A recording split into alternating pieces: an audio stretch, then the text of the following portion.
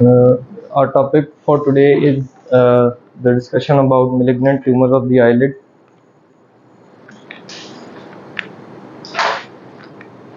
By the end of this presentation, the audience should be able to mention the predisposing conditions to malignant tumors of the eyelid and describe the clinical features, histology, and pathogenesis of such tumors like basal cell carcinoma, squamous cell carcinoma, keratoacanthoma, sebaceous gland carcinoma, melanoma of the eyelid, Merkel cell carcinoma, and Kaposi sarcoma.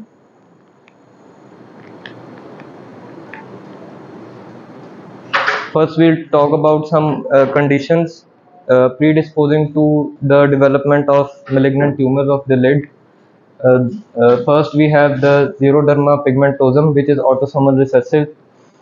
The skin is damaged to exposure to the sun, and there is bird-like facial appearance. And the related tumors are basal cell, squamous cell, and melanoma.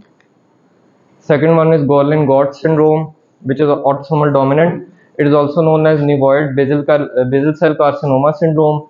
There are congenital abnormalities of the face and bony structures and the CNS. The hallmark is multiple small basal cell carcinomas developing during the second decade of life. And it also predisposes to medulloblastoma, breast carcinoma, and Hodgkin lymphoma development. This is the above picture is of the xeroderma pigmentosum. You can see bird-like facial appearance is there, and these are carcinomas, most likely the basal cell carcinoma. And the second one is the Gorlin-Gott syndrome. As we have mentioned, there are multiple basal cell carcinomas in it, and 1, 2, 3, 4, 5, 5 we can see over here.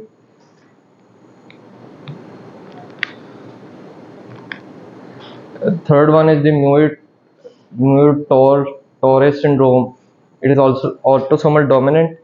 There are multiple cutaneous and systemic malignancies. Cutaneous में वही basal cell carcinoma जो कि तकरीबन सब में ही आ रहा है, sebaceous gland carcinoma and keratoacanthoma, and in systemic malignancies we have colorectal and genitourinary cancers.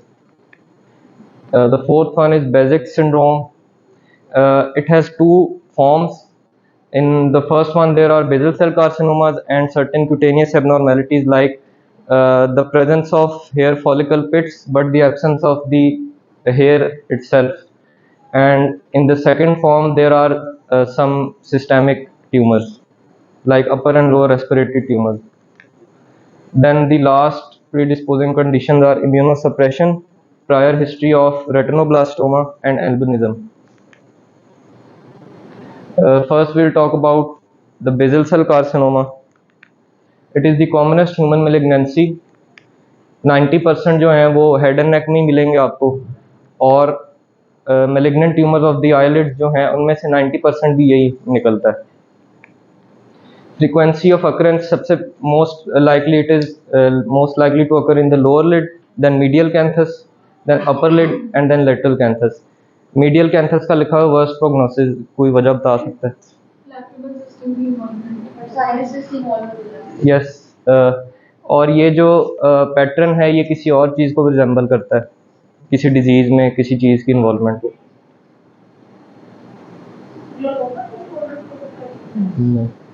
Thyroid disease में जो है वो एक्स्ट्रा ऑकुलर मसल्स की इन्वॉल्वमेंट इसी तरह होती है.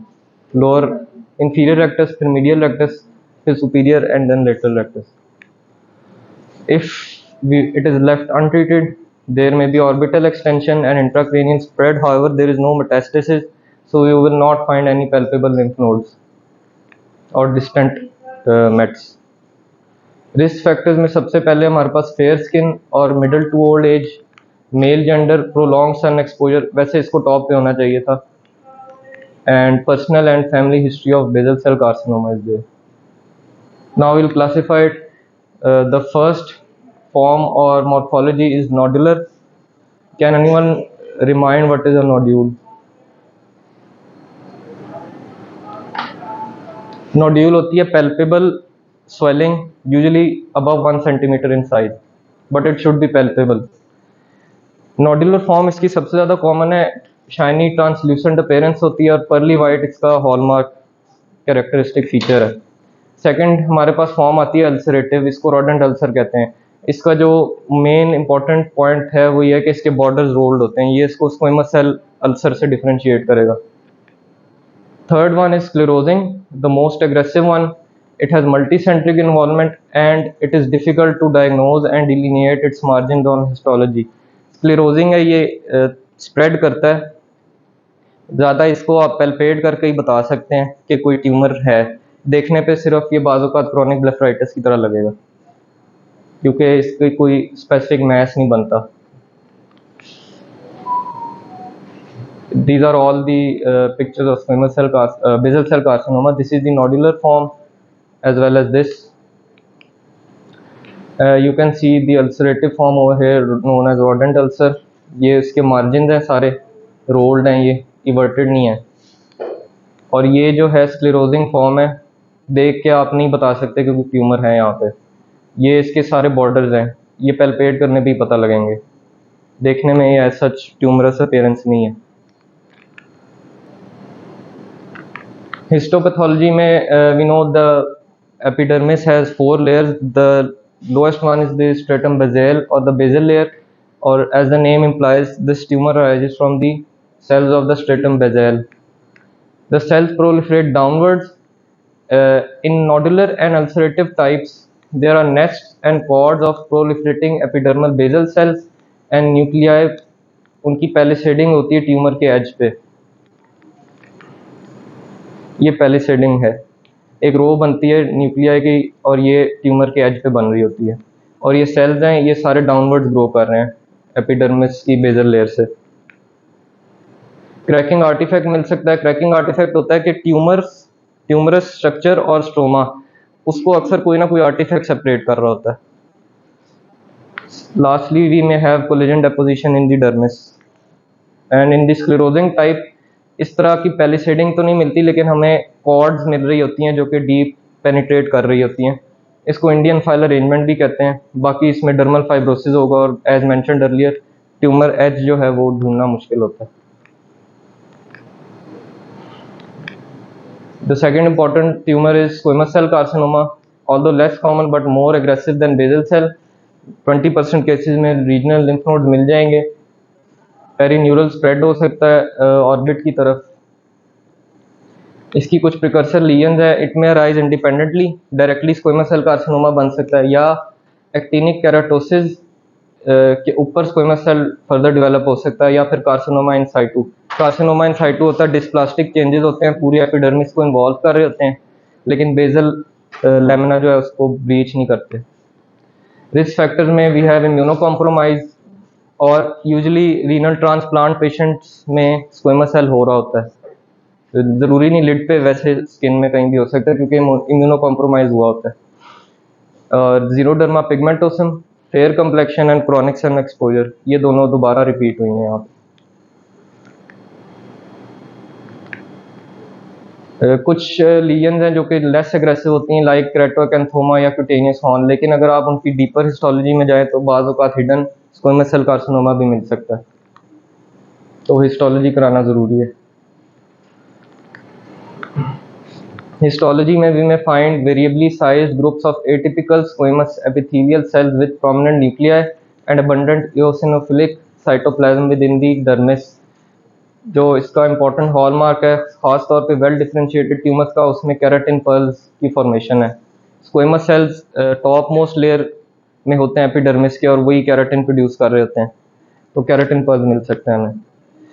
इसकी टू इम्पोर्टेंट फॉर्म्स हैं, नोडुलर and ulcerative.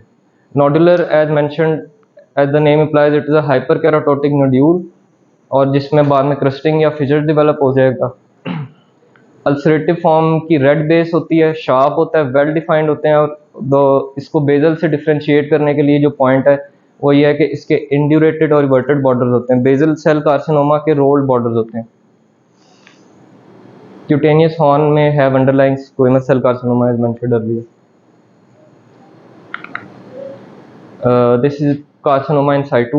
इसमें जो है throughout the epidermal thickness there are dysplastic changes. Cells का साइज वेरिएबल है और कुछ में पोलैरिटी भी लॉस हुई हुई है, लेकिन बेजल लेमिना को पियर्स नहीं कर रहे। And this is the clinical picture. ये प्रॉपर स्क्वेमस सेल कार्सिनोमा की पिक्चर्स हैं। डिस्प्लास्टिक एपिथीलियम है, और ये लिखा हुआ है कि जो पिंक आइलैंड्स हैं वो dysplastic epithelium with in the dermis है, ये एपिडर्मिस है यहाँ पे, और ये जो पिंक आइलैंड्स हैं ये डिस्प्लास्टिक एपिथीलियम डर्मिस में आई हुई है। ये क्लिनिकल पिक्चर है नोडुलर फॉर्म की with surface keratosis. Squamous cell carcinoma में अक्सर केराटोसिस मिल जाता है। केराटोसिस से मुराद के एक्स्ट्रा केराटिन प्रोडक्शन, और ये अल्सरेटिव फॉर्म है स्क्वेमस सेल कार्सिनोमा की, एंड ये क्यूटेनियस हॉर्न है। एक्स्ट्रा केराटिन प्रोडक्शन की वजह से ये बनता है, इसमें अंडरलाइन स्क्वेमस सेल मिल सकता है। This is the summary of differences between the two important tumors. Basal cell is less aggressive, aggressive भी नहीं है तो मैट्स भी नहीं मिलेंगे। प्रीलिडिक्शन फॉर लोअर आईलिड दोनों में है। अल्सर जो है बेजल सेल के उसके रोल्ड एजेस होते हैं, और स्क्वेमस के इवर्टेड एजेस, दोनों वाइट स्किन पीपल में कॉमन है, और क्रॉनिक सन एक्सपोजर दोनों में मिल सकता है। बेजल सेल में अक्सर सरफेस वेस्कुलराइजेशन मिल जाती है, लेकिन स्क्वेमस सेल में यूजुअली एब्सेंट होती है। और बेजल सेल में चूंकि बेजल सेल्स हैं, केराटिन से उनका लेना देना नहीं है इतना, तो हाइपर केराटोसिस नहीं मिलेगा, जबकि स्क्वेमस में मिलेगा। Now we come to the third tumor, which is keratoacanthoma. Again, we have the two important risk factors over here: fair skin and chronic sun exposure. This tumor grows rapidly within weeks, then becomes stationary for around 2 to 3 months, and then it regresses automatically. Irregular thick epidermis होगी इसमें, surrounded by acanthotic squamous epithelium. Acanthosis का मतलब किसी को याद है?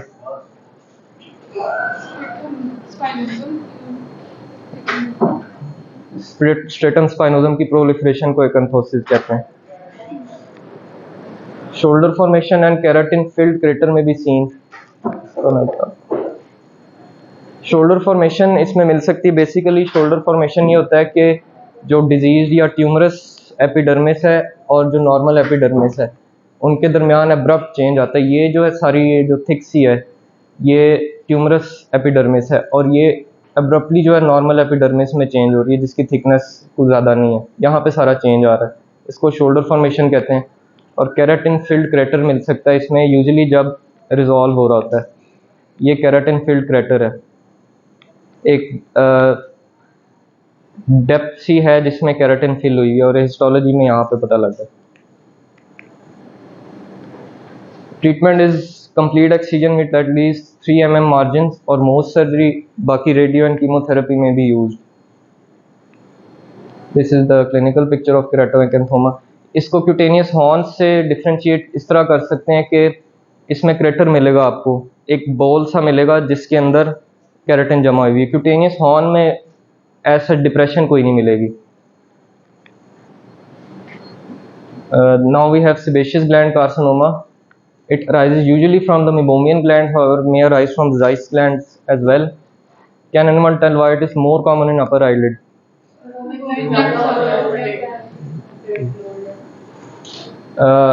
इसका histology पे हॉलमार्क ये है कि एम्प्टी या लिपिड फिल्ड वैक्यूल्स मिलेंगे आपको। पेजटॉइड स्प्रेड हो सकता है इसका, जिसमें ये एपिथेलियम के along with in the epithelium he extend कर सकता है। जो 3 ट्यूमर्स हैं इंपॉर्टेंट, बेजल, स्क्वेमस और ये सेबेशियस ग्लैंड। सेबेशियस ग्लैंड का वर्स्ट प्रोग्नोसिस है इन तीनों में से। चूंकि इसमें लिपिड मिल सकता है तो क्लिनिकली ये येलोइश अपीयरेंस इसकी आ सकती है। इसकी भी 2 इंपॉर्टेंट फॉर्म्स हैं, नोडुलर एंड स्प्रेडिंग। नोडुलर जो है it may resemble a chalazion, and the spreading form may resemble blepharitis, क्योंकि स्प्रेडिंग में डिफ्यूजली जो है lid it may become thick. These are the this is the histological picture. You can see empty vacuoles within the cells, suggestive of lipid accumulation. This is the nodular form, and this is the spreading form. The lid is diffusely has become thick. There are some prognostic features which may suggest deterioration in the cases of squamous. In the case of sebaceous cell carcinoma, number 1 is upper lid involvement. If the size is 10 mm or more, if it is present for 6 months or more, meibomian origin अगर होगा तो ज़्यादा bad prognosis हो सकता है। Superficial spreading type, अगर page टॉइड spread यानी with in the epithelium spread कर रहा है हिस्टोलॉजी पे, तो उसका भी बुरा प्रोग्नोसिस हो सकता है। ग्रेडिंग में अगर इसका अनडिफरेंशिएटेड ग्रेड है, जो कि जनरली एक बुरा प्रोग्नोस्टिक फीचर होता है। तो now we have lentigo maligna and melanoma. Lentigo maligna is basically, it may act as a precursor of melanoma. कुछ फीचर्स हैं जो कि अगर मिलें आपको तो आपका सस्पिशन जाना चाहिए मेलानोमा की तरफ। अगर तो कोई पिगमेंटेड लीजन बॉडी पे प्रोड्यूस हुई है usually after the age of 20, it should raise suspicion.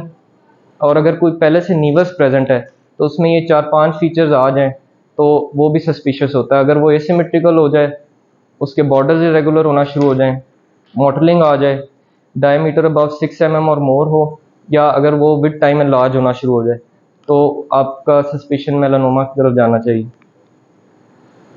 Lentigo maligna is known as melanoma in situ, Hutchinson's freckle और intra epidermal melanoma.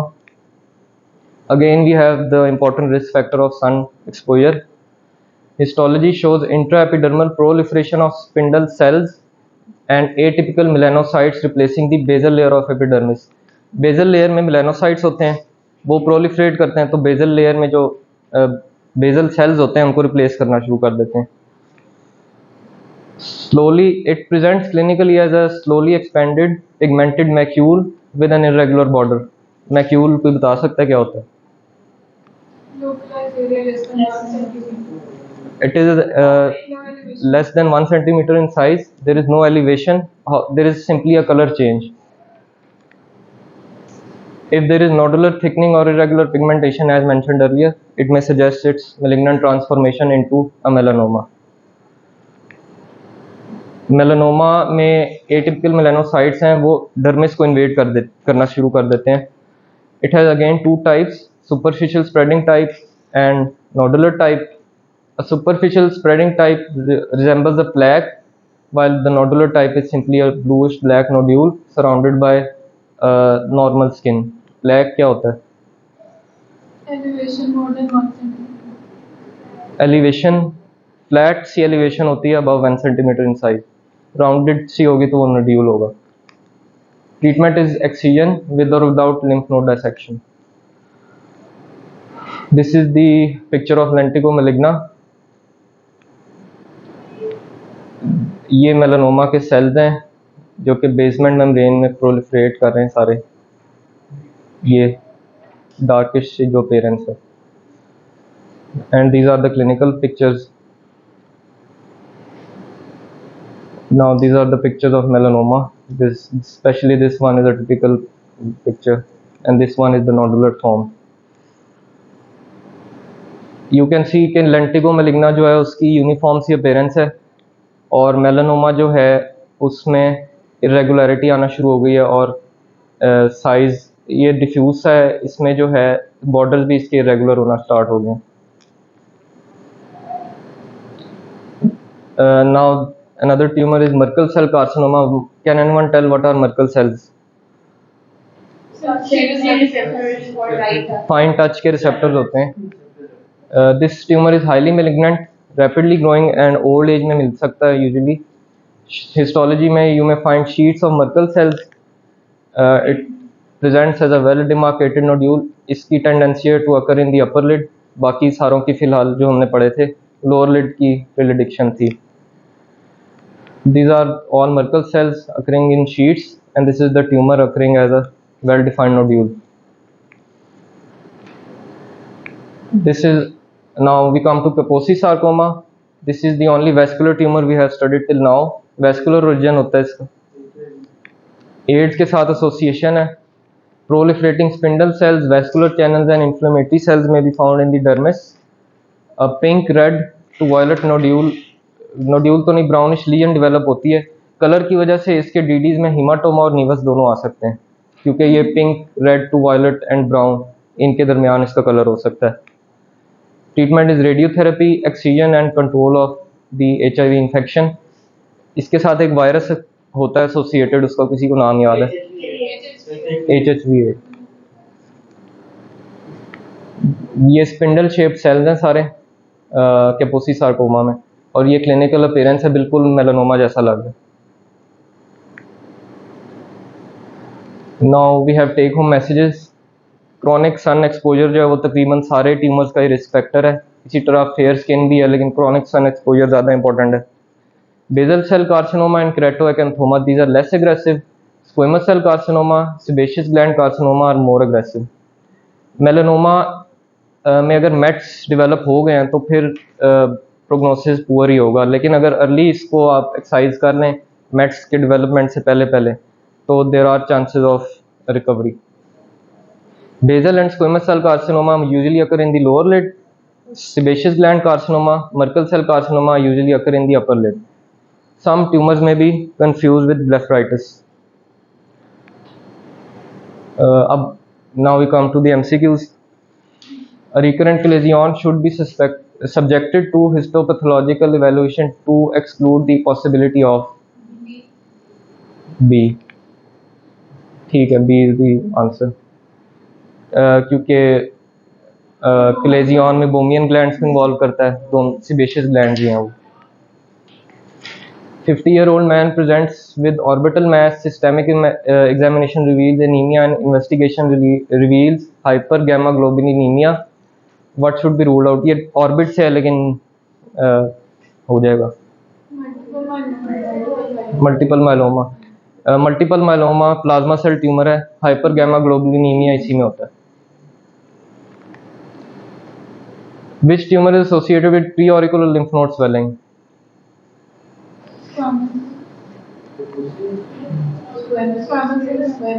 Squamous cell carcinoma। Squamous cell carcinoma में ज़्यादा chances है lymph node involvement की।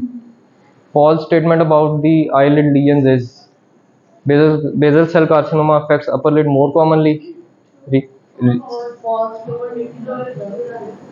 ठीक है, recurrent follicular conjunctivitis can be result of molluscum contagiosum। True है। Keratoacanthoma can resolve spontaneously without treatment.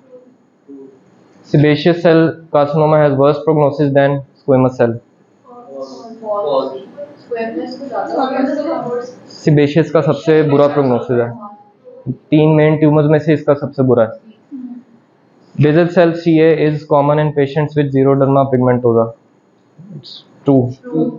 The only false statement is the first one. Lower lid में ज़्यादा जल्दी डेवलप हो सकता है basal cell। Thank you.